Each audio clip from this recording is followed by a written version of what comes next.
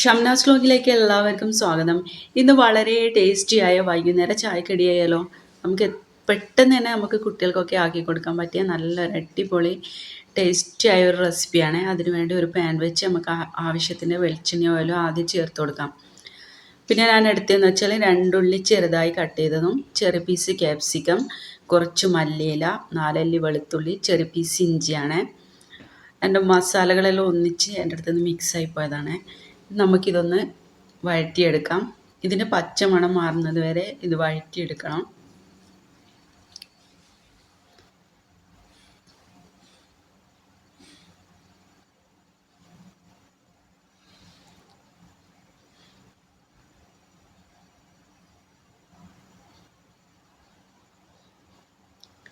പിന്നെ ഞാൻ ഇതിലേക്ക് എടുത്തതെന്ന് വെച്ചാൽ കുറച്ച് 5-6 പീസ് ചിക്കൻ വേവിച്ച് പൊരിച്ചെടുത്ത് വെച്ചതാണ്. അത് നമുക്കിതുപോലെ ചെറിയ ചെറിയ പീസാക്കി എടുക്കാം. പിന്നെ എടുത്തതെന്ന് വെച്ചാൽ ഒരു വലിയ ക്യാരറ്റാണ്. അത് നമുക്കിതുപോലെ ആക്കിയെടുക്കാം. അതിനുശേഷം നമ്മുടെ ഈ മസാലയിലേക്ക് നമുക്ക് ക്യാരറ്റ് ചേർത്ത് കൊടുക്കാം.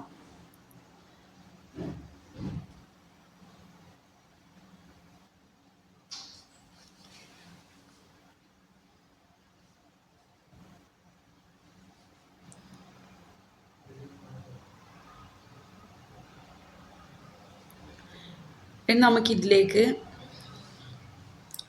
ആവശ്യത്തിന് ഉപ്പ് നമുക്ക് ചേർത്ത് കൊടുക്കാം.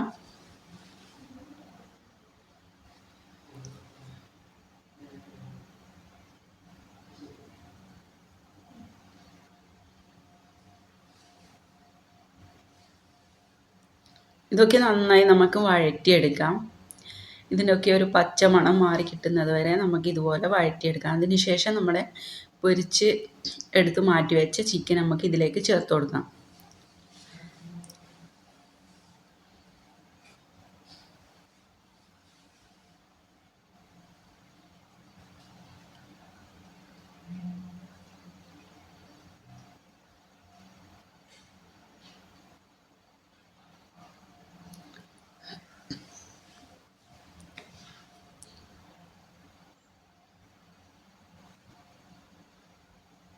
നമ്മുടെ മസാല ഒക്കെ റെഡിയായി വരുന്നുണ്ട്.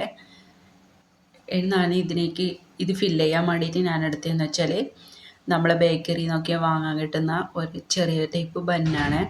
അത് നമുക്കിതുപോലെ കട്ട് ചെയ്ത് കൊടുത്തിട്ട് നമുക്ക് ഇതൊക്കെ ഇതിലാണ് ഫില്ല് ചെയ്ത് കൊടുക്കേണ്ടത്. നമുക്ക് വളരെ ഈസി ആയിട്ട് നമുക്ക് പെട്ടെന്ന് തന്നെ ചായക്ക് റെഡിയാക്കാൻ പറ്റിയ ഒരു നല്ലൊരു റെസിപ്പിയാണ്. നമുക്ക് ഇതുപോലെ ഇതിലേക്ക് ആദ്യം നമുക്ക് ഇതുപോലെ മയോണൈസ് പുരട്ടി കൊടുക്കാം.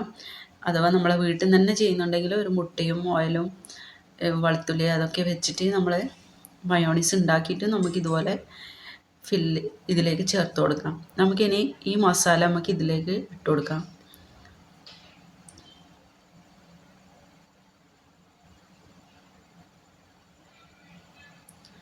നമ്മൾ ഓരോ ദിവസവും ഈ ബന്നിൽ നിറക്കുന്നത് ഒരു കുറച്ച് വെറൈറ്റി ആക്കിയാൽ കുട്ടികൾക്കൊക്കെ ഇഷ്ടപ്പെടും. എന്നും ഒരുപോലെ ഉണ്ടാക്കുമ്പോൾ കുട്ടികൾക്ക് അതിനോട് ഇഷ്ടം കുറഞ്ഞു വരും. അതുകൊണ്ടാണ് ഓരോ മാറ്റം ആക്കുന്നത്. നിങ്ങൾക്ക് എൻ്റെ ചാനൽ ഇഷ്ടമായെങ്കിൽ സബ്സ്ക്രൈബ് ചെയ്യാനും ലൈക്ക് ചെയ്യാനും ഷെയർ ചെയ്യാനും സപ്പോർട്ട് ചെയ്യാനൊന്നും മറക്കരുത്. ഇതുപോലെ വെറൈറ്റി ഓരോ റെസിപ്പിയും ഓരോ ഐറ്റംസുമായിട്ട് നമുക്ക് വീണ്ടും കാണാം. Okay, by.